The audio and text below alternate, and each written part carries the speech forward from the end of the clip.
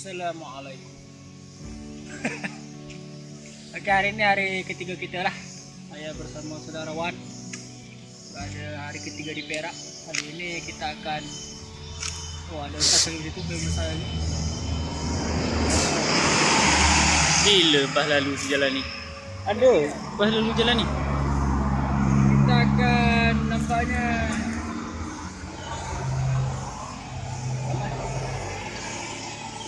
kita akan cuba terjah satu tempat lagi di mana di sini kawasan air terjunnya bernama air terjun Bukit Tinggi. Awak ramai kita jumpa tadi. Tengok comel-comel belaka. Air terjun Bukit Tinggi ni berada di kawasan daerah Lenggong, bersebelahan berjiranan kawasan Selama ataupun famous orang sini panggil Bukit Hijau. Ketinggian ni kita tak pastikan, kita tengok kat atas macam mana. Saya rasa cukup tinggi sebab dia bukan saja di hadapan, ada lagi 5-6 air terjun. Yang paling tinggi sekali berada di atas sana. Let's go.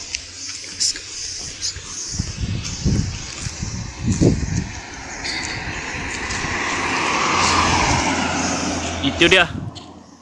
Kita akan melalui kawasan palung air. Palung air. Muncak naik.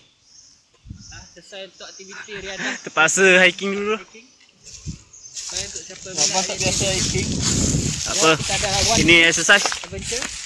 Kita punya guide hari ni. Cukup kental adventure hari ni. Jangan dah. Okey.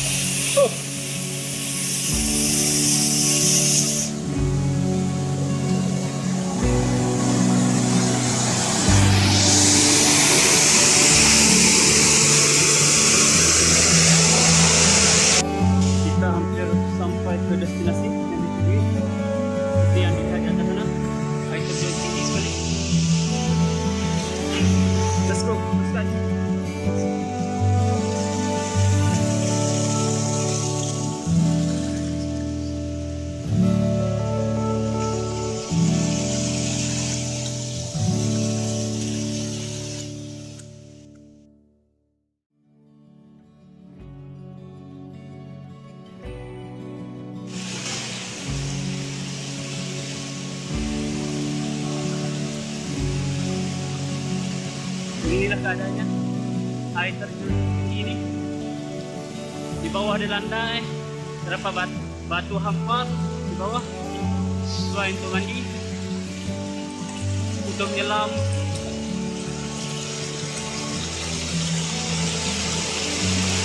Satu, dua, tiga, empat, lima, lebih kurang 5 tingkat dari atas sana air terjun.